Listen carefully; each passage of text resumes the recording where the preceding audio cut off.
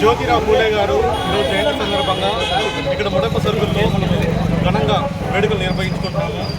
జ్యోతిరావు పూలే గారు అన్ని వర్గాలు, అన్ని కులాలు, అన్ని సమానత్వం అని చెప్పి పోరాడిన మొట్టమొదటి యోధుడు.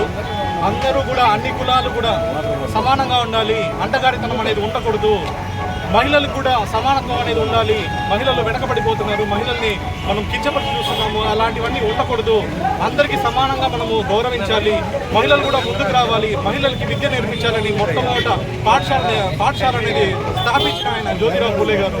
జ్యోతిరావు గారి పూలే గారి ఆశయాలు గొప్పవి. వాటి వలన ఈరోజు ఇన్ని కళలు కూడా మహిళలకు కూడా సాధికారత అనేది చేయాలని చెప్పి అందరూ ముందుకు వచ్చి అప్పటి నుంచి ఆయన అందరినీ అవేర్నెస్ చేసి మహిళలు ముందుకు రావాలా, కులాలు అనేటివి అతీతం కాదు, అందరూ సమానంగా ఉండాలి, అన్ని కులాలు మనం ఒకటే, మనం ఏ కులము తక్కువ, ఏ కులం ఎక్కువ అనేది ఏదీ లేదు, అందరూ సమానమే, మనుషులం అందరం ఒక్కటే అనే నినాదంతో జ్యోతిరావు పూలే గారు ఆయన ఆశయం అది.